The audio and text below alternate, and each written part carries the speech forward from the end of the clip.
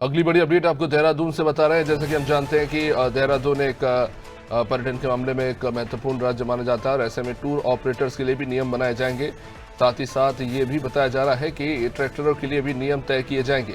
पर्यटन और वन विभाग ने इसको लेकर तैयारियां शुरू की हैं। पर्यटन वन विभाग ने एसओपी की कवायद जो है शुरू कर दी है। टूर ऑपरेटर्स का रजिस्ट्रेशन अनिवार्य होगा, इसके लिए विशेष प्रावधान किए जा रहे हैं।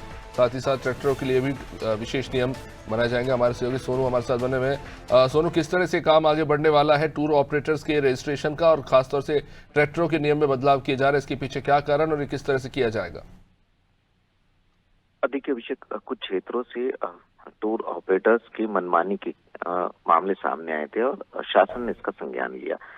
जब इसका अपडेट मुख्यमंत्री ने अधिकारियों से लिया तो मुख्यमंत्री के निर्देश के क्रम में अब एसओपी तैयार की जा रही है। एसओपी में सभी प्रावधान किए जाएंगे, खास तौर से इनके नियंत्रण के और इनके रजिस्ट्रेशन से संबंधित।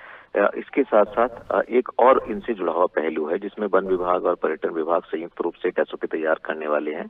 जो एसओपी है इसको अंतिम रूप देने की कवायद में विभागीय अधिकारी जुटे हुए हैं। उद्देश्य सिर्फ पारदर्शिता लाना है, उत्तराखंड की आर्थिकी को मजबूत करना है और साथ ही साथ जो खास तौर पर जो टूर ऑपरेटर और जो ट्रैक हैं, कई बार ट्रैकर्स के होने के मामले सामने आते हैं और के सहयोग सरकार जो है वो अपने अपने स्तर से, खास तौर पर जब सरकार इनको सर्च करती है तो कहीं ना कहीं सरकार इस बात को निश्चित करने लगातार प्रयास कर रही है कि जो ट्रैकर्स होते हैं वो जो रूट डिसाइड है सरकार के उन्हीं पे ट्रैकिंग करें और मिसिंग जैसी घटनाएं सामने ना आए। क्योंकि विदेशी जो ट्रैकर्स आते हैं उनकी जब बर्फबारी के दौरान कहीं ट्रैकिंग में मिसिंग हो जाती है तो उसको उनको दोबारा से ट्रैक करना सरकार के लिए भी एक बड़ा चुनौती हो जाती है। इसमें कई बार हम देखते हैं कि हेलीकॉप्टर का भी उपयोग किया जाता है।